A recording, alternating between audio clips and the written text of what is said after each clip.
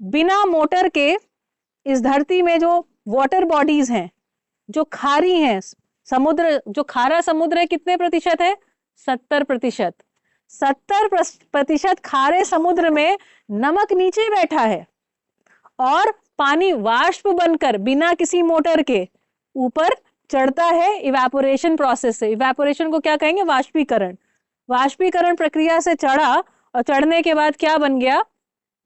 बादल बन गया, है ना। और देखिए, फिर मैंने आपको उस दिन कहा था कि थोड़ा और इस बात में आपको गहराई से बताऊंगी। सुंदरता देखिए, इस पृथ्वी की खूबसूरती देखिए।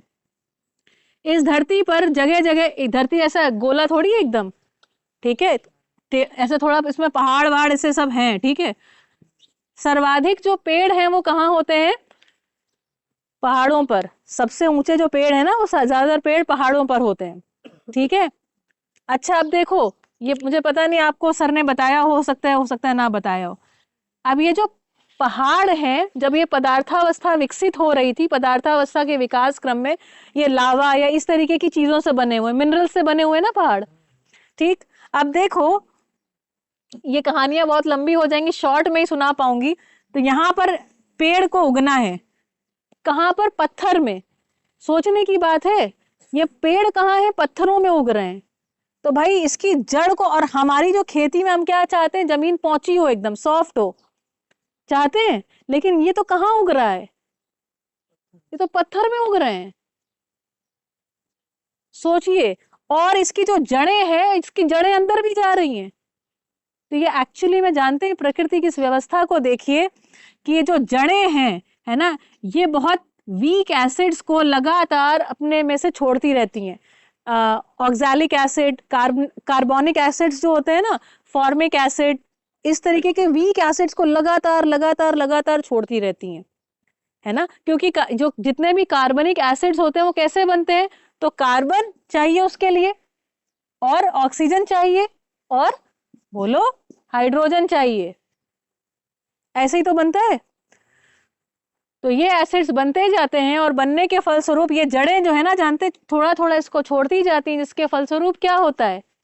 ये जो पत्थर है ना, ये धीरे धीरे धीरे धीरे टूटता रहता है, और टूट करके ये इस तरीके से डिसइंटीग्रेट होते हैं कि इनके जो मिनरल्स हैं, मिनरल्स देखो, और जड़ें क्या हैं?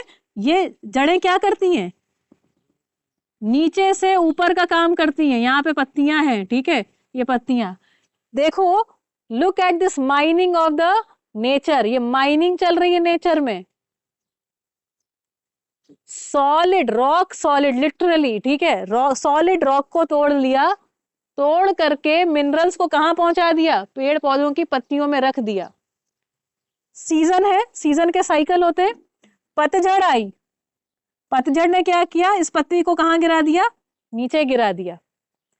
ये मिनरल जो यहां बैठा था कहां पहुंच गया? पत्ती के फॉर्म में यहां पहुंच गया। अभी वापस तो अंदर नहीं जाएगा। अब ये क्या अपने आप क्या होगा? बारिश आएगी, पतझड़ के बाद बारिश आएगी। बारिश आएगी जिसके फलस्वरूप क्या होगा? ये सड़ेगा, है ना। और चूंकि ये जो पहाड़ के बाद है ना, पहाड़ से यहाँ पे पानी बरसा, पहाड़ों से टकराकर, पेड़ों से टकराकर, यहीं पर तो संघनन, कंडेंसेशन की प्रक्रिया होती है।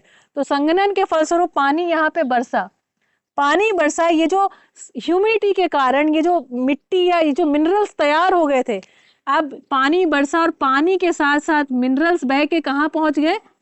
नदियों में। और ये जो नदियां हैं, ये समतल मैदान में ये सारे मिनरल्स, ये बढ़िया से बढ़िया मिट्टी को ले करके चली आ रही हैं, और समतल मैदानों पर हम मानव खेती करते हैं, ठीक है। और इसके साथ साथ और देखिए खूबसूरती,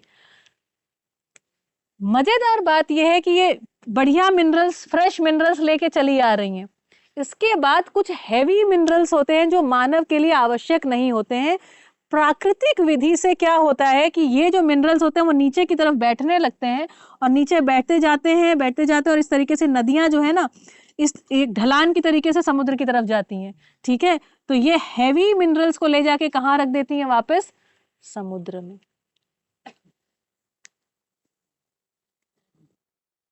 मजा आ गया धार्मिक, है ना। ये है प्रकृति का साइकिल, ये है प्रकृति की अर्थव्यवस्था।